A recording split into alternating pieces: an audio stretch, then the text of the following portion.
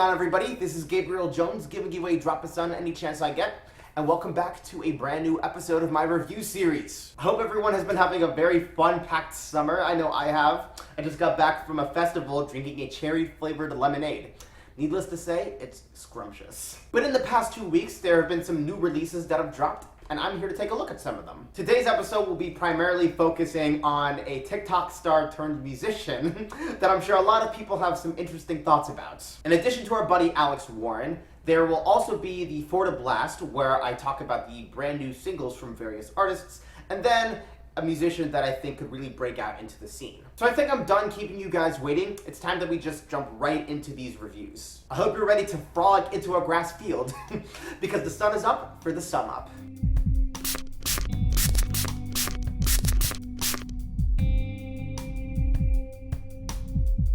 I don't think any musician this year has broken out harder than Alex Warren. And the guy's story to success is fascinating. He was born in California and experienced a tumultuous childhood, involving a dead father, alcoholic mother, and a car as his home. Knowing that this is how his life started out is already making me feel exhausted as hell. I will admit that I am glad he found a triumphant career with the TikTok group Hype House, although he was constantly accused of ripping off David Dobrik, down to his content, his wardrobe, and even his laugh. But here's something David could never top him in: music. Alex would begin releasing singles in 2021 under Atlantic Records and building his repertoire in the recording industry. The song to really make him a staple, however, is Ordinary, which is still topping the Hot 100 as I'm filming this episode. With how much it's coated in Christian faith, that single is probably taking people to church way more than Publio. Ordinary has worn me out at this point, to be honest, but I am curious to see what other tricks Alex has, since I have enjoyed a few other songs of his. We'll return to Alex Warren in just a few moments, but for now I want to discuss my For the Blast. These are some spanking new hit singles that I think do a lot to heat up the summer, as well as the charts. So I think we should just cut the chit chat and get right into that part. It wasn't really gonna be a summer without Bad Bunny, was it? The reggaeton star just came out with Alambre Pua, showing off his vocals and his toe rings. It doesn't last long in its runtime, but still offers some enjoyable moments. The lyrics are familiar territory for Bad Bunny, which depict two lovers chilling at the club and finding some alone time so they can get it on. But I would say the production is what fleshes the track out. The mysterious keyboard establishes a steamy environment, and that's before you get into the excellent percussion, where they use various drums for the beat. I hope you got a partner to croon with, because Alambre Pua is for listeners who want to get hot like Puerto Rican weather. Up next on the list is Freak It by Petras. What's funny about Petras is that she's mostly known for her grim and twisted collaboration on Holy with Sam Smith, but she's really able to show how awesome she is with hyperpop on her latest single, Freak It. The song sets us in the middle of a club scene, where the German singer encourages the patrons to let loose as if there's no care in the world. The forte piano which starts the chorus sparks excitement, as she describes partygoers' fashion. Once the music transitions into noise pop, you can feel the people forming a rave. You can tell Kim took a lot of direct inspiration from Charli XCX, but it's nothing to gripe about when she captures her style so well. Freak It is such a blissful song, and I'm sure they will be blasting this in the body shop. Now it's time for an artist I'm very thrilled is returning. Broadway star turned pop singer Reneé Rapp is back to deliver a brand new album, and joining the list of singles building up to the project's release is Why Is She Still Here? The song allows Reneé to let her voice soar as defiantly as she can, piercing the clouds and the sky.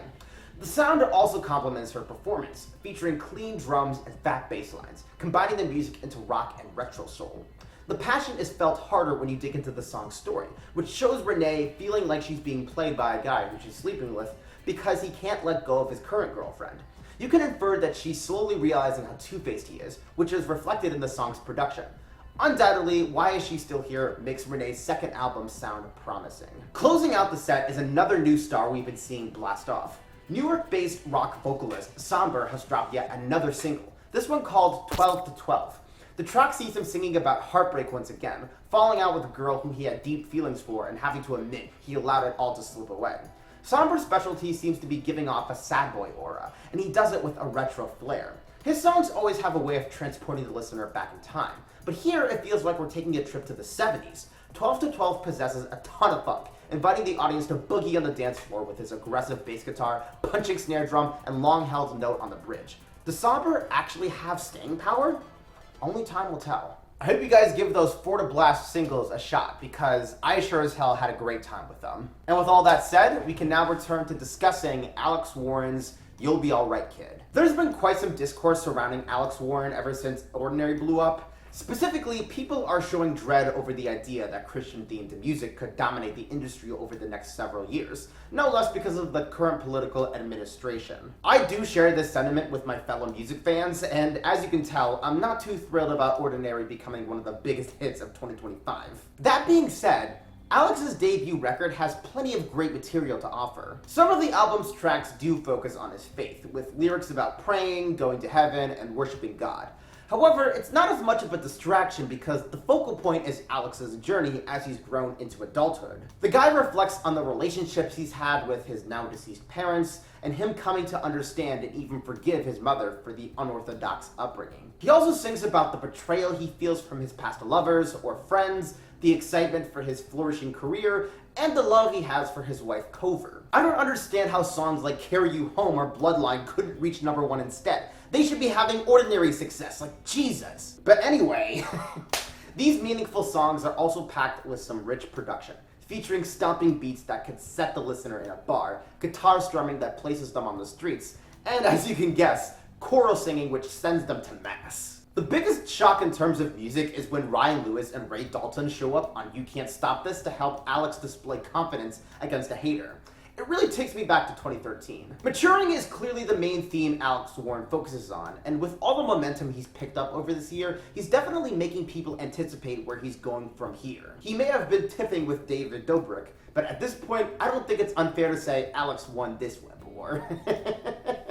Trust me guys, Alex Warren is a lot more than Ordinary, and if I think you give him a chance, you might find a lot more value in his tunes. Now, like always, I'll finish off this video by giving you my artist on the rise. This is someone who I think could do a lot to shake up the music scene and really leave a big impression on listeners. They're being slept on, and I'm here to give them a little bit of attention. So without further ado, my artist on the rise for this episode is Kai Bosch. Coming from Cornwall, England, Kai Bosch is a gay artist who looks to share his feelings with as many listeners as possible. Some of his earlier songs can be dreary piano tunes, but his newer stuff has a lot more fun with pop. This is especially true for Summer of Love, where Kai gushes over how much he's lost in heaven with his partner. This song is destined to put you in a giddy mood, no less because it's from an artist who seemingly went through a lot to find his identity. I'm telling y'all, Kai is that kind of guy. And I think with that out of the way, we've completed the episode.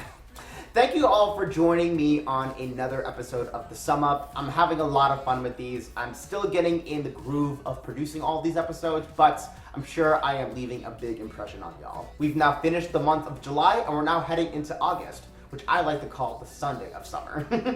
So be sure to get all of that fun in, because soon the warm season will be gone. In the meantime though, if you want to follow me on social media, be sure to check out my Blue Sky, my Twitch, and my TikTok. Links will be in the description. And we're gonna wrap up right there. My name is Gabriel Jones, and the sun may be setting, but I hope you were able to soak up those drops. Take care.